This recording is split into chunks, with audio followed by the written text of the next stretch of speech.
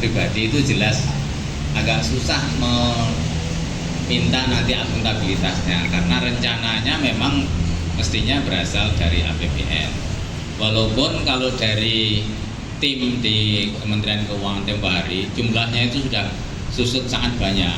Rencana di awal itu 460 triliun. Itu artinya mungkin akan mencakup hampir semua siswa SD di seluruh Indonesia. Tapi sekarang kemudian hanya dibuat di squeeze menjadi hanya 71 triliun tahun. Dan targetnya adalah 19,4 juta anak di seluruh Indonesia. Nah, kalau menurut saya tetap harus melalui APBN.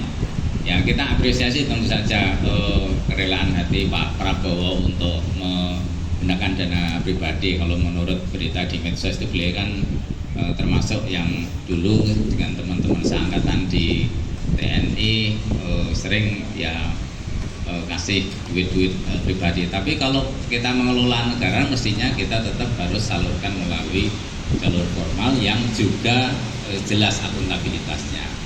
Juga perlu disampaikan bahwa saya setuju tadi Pak Toto mengatakan sudah dimulai tanggal 6 Januari kemarin. Itu kita perlu lihat, dukung, dan ini merupakan memang janji kampanye Pak Prabowo dulu.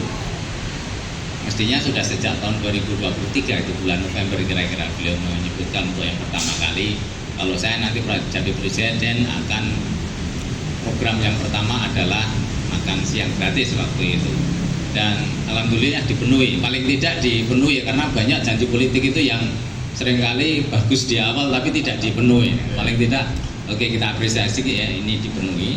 Tapi memang juga saya setuju, marilah kita pantau bersama-sama, karena tujuan dari program sekarang yang sudah berubah nama menjadi tadinya makan siang gratis, sekarang menjadi makan bergizi gratis, itu tujuan yang memang tidak hanya dalam jangka pendek, tetapi tujuan yang terkait dengan banyak aspek kehidupan masyarakat di Indonesia. Kalau saya sebutkan 4 targetnya itu, pertama tentu saja akses gizi dan pola makan sehat, betul gitu ya. Kemudian yang kedua, ini tujuan yang nanti kita perlu monitor prestasi siswa. Kalau kita lihat selama 50 tahun terakhir ini, skor PISA kita itu tidak banyak beranjak dari skor PISA anak-anak di negara berkembang, bahkan di banyak negara di Afrika. Jadi kalau dulu pelajaran berhitung itu ya kita sulit nyantol, ternyata setelah sekian tahun itu tidak banyak perubahan. Artinya ada persoalan terkait dengan daya pikir. Jangan-jangan target yang pertama tadi yang penting, mensosialisasikan makan itu ya bergizi dan tentu saja seimbang. Jangan hanya tadi sudah dikatakan, jangan hanya mie saja. Anak-anak termasuk mahasiswa itu rasanya kalau pagi itu kalau daripada ribet langsung mie instan sehingga rambutnya keriting semua. Nah, ini karena kebiasaan yang sebenarnya buruk. Kita hanya terpenuhi karbohidratnya tetapi sangat kurang dalam hal protein, lalu tentu saja adalah vitamin, mestinya ditambah susu. Kemudian tujuan yang ketiga adalah bahan pangan lokal. Ini juga harus kita monitor.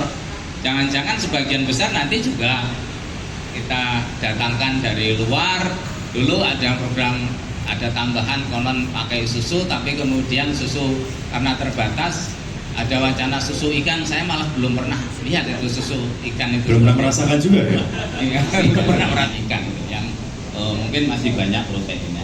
Kemudian yang keempat adalah mengurangi kemiskinan dan mengurangi stunting. Nah, ini yang agak sulit nyambungnya. Mungkin Pak Toto nanti bisa juga menjelaskan. Kalau soal stunting itu kan waktunya panjang ya. Anak stunting itu karena memang sejak dalam kandungan ibunya kurang gizi, lalu kemudian selama 9 bulan kehamilan itu tidak terpenuhi juga, lalu perkembangan otaknya tidak cukup bagus, dan ini sangat komprehensif, tidak cukup hanya dengan sekali makan bergizi gratis. Nah, yang tujuan keempat ini yang nanti kita perlu betul-betul monitor, karena kalau soal stunting itu lebih komprehensif, dan kita juga saya kira teman-teman di Fakultas Kedokteran sudah banyak membuat kajian. Yang kita sebut dengan stunting itu jangan kita salah tafsirkan, stunting itu selalu badannya kecil. Yang kita sebut dengan stunting itu karena pertumbuhan otaknya yang tidak memadai. Teman-teman bisa lihat Pak Habibie itu dulu sebagai wakil presiden itu kecerdasannya luar biasa, tapi badannya pendek itu 150 cm. Itu bukan stunting. Artinya apa? Stunting sama sekali tidak berarti badannya kecil, tapi terkait dengan pertumbuhan otaknya. Nah, di Indonesia kita sering salah tafsir bahwa stunting itu artinya kok kurus, badannya kecil. Padahal sebenarnya kalau kecerdasannya memenuhi berarti dia tidak stunting, sehingga akibatnya banyak ibu-ibu yang kemudian dipleter itu istilahnya, pokoknya karena kurus kemudian kasih susu, akhirnya apa? Overweight, dan itu juga masalah bagi kita di Indonesia. Nah, keseimbangan ini saya kira penting, tapi tentu saja ada banyak dari aspek tujuan kebijakan mengenai makan bergizi gratis ini yang harus kita monitor terus. Saya sepakat ini kita monitor dan kita perbaiki sambil kita jalankan tentu saja dengan melibatkan banyak pihak. Gitu. Siap, terima kasih Pak Habibie. Nanti kita di daerah untuk kemudian ini sudah melaksanakan. Termasuk juga kemungkinan tadi sudah disampaikan melibatkan UMKM. Syaratnya ya Mbok, jangan terlalu kemudian rumit karena ini kan UMKM yang kemudian mendorong supaya digunakan produk-produk pangan lokal. Nah, kita sudah terlalu terbiasa nih di perkotaan ini bahwa sumber karbohidrat itu selalu kalau tidak nasi adalah gandum. Padahal sekali lagi gandum harus kita impor. Nasi ya, dan kalau kemudian kelebihan nasi sudah banyak nih generasi-generasi sekarang itu yang kena diabetes awal gitu ya. Nah, padahal sebenarnya ada banyak bahan-bahan lokal itu yang tersedia dengan melimpah, tetapi karena kita tidak terbiasa untuk mengkonsumsinya selalu dengan terigu, ada sumber karbohidrat kan banyak, ada tentu saja nasi, ada sagu, jagung, pisang, lalu apalagi sukun, sagu tentu saja, lalu jewawut. Kalau dulu tuh di relief Borobudur yang hari ini Dewan Guru Besar menyelidiki bahwa sebenarnya dulu itu kita itu sudah swasembada karena jewawut itu tumbuh yang sekarang ini namanya candel juga. Tapi sorghum kan ini mungkin Pak Toto bisa ngecek itu, kita mencoba untuk mendorong konsumsi itu lagi sangat susah karena kita sudah terlanjur terbiasa dengan terigu ya. Nasi kalau tidak nasi terigu ya. Roti tawar, biskuit semuanya itu berasal dari terigu yang harus kita impor. Nah, ini terkait juga dengan kebijakan tadi menahan supaya impor kita batasi itu, karena kalau ketergantungan tetap terpelihara seperti yang kita lihat sekarang ini akan sangat susah kita mendorong ketahanan pangan lokal, kedaulatan pangan kita. Jadi sekali lagi kalau kita bicara tentang bagaimana program ini dilaksanakan, jangan hangat-hangat tai ayam gitu, jangan hanya kemudian formalitas pejabatnya meresmikan, lalu kemudian suppliernya itu juga tolong jangan kemudian hanya kelompok tertentu. Sebagian wartawan mungkin sudah ada yang mengatakan ini kalau kemarin kok yang terlibat lebih banyak partai coklat, sekarang partai hijau gitu ya. Nah, ini kecurigaan ini silakan nanti tentu saja kalau memang ada faktanya kemudian kita bisa evaluasi, tapi kalau tidak jangan dengan prejudis tadi, jangan menilai sebelum betul-betul kita lihat faktanya. Tapi yang jelas program ini harus dimonitor, keterlibatan semua pihak ini sangat diperlukan.